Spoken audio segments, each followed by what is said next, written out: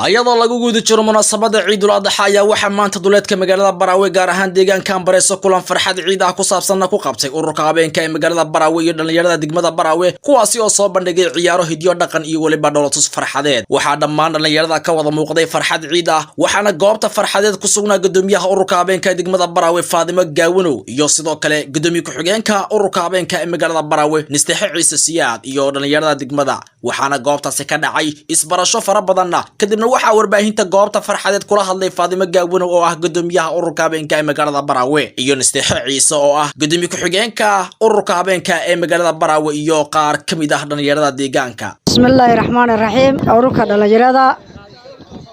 ururka haweenka degmada Barawe maanta ay tahay 3 bisha 8 2020 maadaama ay tahay deegaan qurux badan ay ku fiican yihiin dalxiiska iyo inaad dabaaldeg ama damaashaad aad u soo aadaan qof kasta oo maadaama uu daneeyo arrinkaas oo kale waxaan leenahay insha Allah waa idin salaamay marka ugu horeysa afwan aan ka gudbay salaanta oo dhan assalaamu alaykum waraxmatullaahi wabarakaatuh marka ugu horeysa adinka aad ayaad idinkaga mahad celinaa sababta ay tahay sida wanaagsan xafladda aad u soo hoosheen maadaama dabaaldeg iid dabayaaqadeed lagu jiro sagootin ay tahay iidana waxaan leenahay insha Allah taala ilaahay hanagu gaarsiyo iideeda kale bash iyo barwaaq iyo nabadgelyo iyo isdhagal bulshadeed waxaan leenahay ilaahay caafimaad hana wada siiyo intii bukan Allah aafiyo intii caafimaad qabta Allah u saaidiyo intii dhibka Allah ka qaado waxaan leenahay qulubteena Allah isku waxaan joognaa degmada Barawe haddaan ahay ururka haweenka ee ururka dhalinyarada maanta aan u soo aadnay damaashaad iyo dabaaldeg iyo dalxiis iyo isxog wareysasho ما شاء الله وحن لنا سود وهذا إذن كجمع حد إلا أنا وعند قدومي أركوان دقمة براوي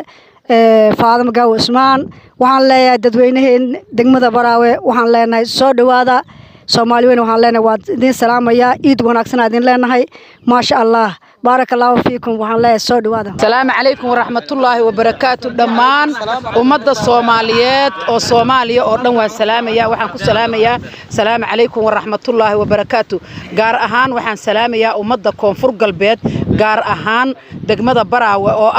caasimadii koonfur galbeed waan idin wada salaamaya waad u jeedin dhamaantiin caasimadii koonfur galbeed nabadda taala dhalinyaradayadii odayaashayadii haweenkayagii inaan garbaha isaysano nabadeena ma sha Allah kaana tabaarakallah sanadkan sanad ay ka nabad badan tahay degmada Barawe ma jirto abnigeena maamulkeena wax walba ma sha Allah kaana tabaarakallah marka waxaan ka codsanaynaa madaxweynaha koonfur galbeed Barawe uu u jeedaa nabadda taala abniga yaala uu u jeedaa waxaan ka codsanaynaa in uu madaxweynuhu oo guusha aan maanta haysana mid lamida uu noo qabto waxaan kala codsi u soo jeedinaynaa gudoomiyaha baarlamaanka Cali Saydi Faqi waxaan u soo jeedinaynaa degmadeena nabadda taala bashbashka yaala barwaaqada taala uu u jeedaa waxaan ka codsanaynaa inuusan degmada wax tafaraaruqa iyo kala ridila iyo kala daadisa inuusan gelin uu u jeedaa degmadeenu waa degmo is haysata oo nabad qabta waxaan rabnaa degmada sida aan hadda ku joogno inuu garab nagu siiyo ayaan ka codsanaynaa Cali Saydi Faqi annagoo ah ururka haweenka ururka dhalinyarada waxaan ka codsanaynaa degmada meesha ay maanta noo taagan tahay iyo meel ka daran intaba inuu noo qabto salaamu calaykum waraxmatullaahi wabarakaatuh bismillaahir rahmaanir rahiim awlan waxaan salaamayaa ummadda Soomaaliyeed meel walba joogaan gaar ahaan reer koonfur galbeed gaar ahaan reer caasimadda koonfur galbeed Barawe alxamdulillaah rabbil caalamiin maanta waxaan joognaa beerta Barawe ee dalxiiska waxa waaye maanta maalmihii ugu dambeeyay ee Ciidul Adha aan ku soo damaashaad tagnay ururka haweenka iyo ururka dhalinyarada ee degmada Barawe awalan waxa waaye Barawe waa meel nabad ah nabadeedina waxa waaye 100% amnigeedina 100% waxa waaye meel ay amni ka jirto ayaa la soo dalxiis tagaa waa u jeedaa maanta dalxiiska saano maanay waxaan leeyahay ummadda Soomaaliyeed iyo bulshadeenta Soomaaliyeed meel walba joogaan caalamka Barawe ha loo soo damaashaad tago kulli waxaan leeyahay Barawe waa meel dalxiiska ku fiican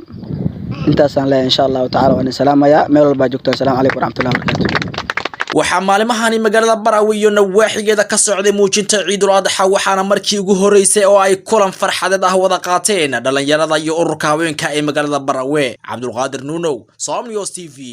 Barawe.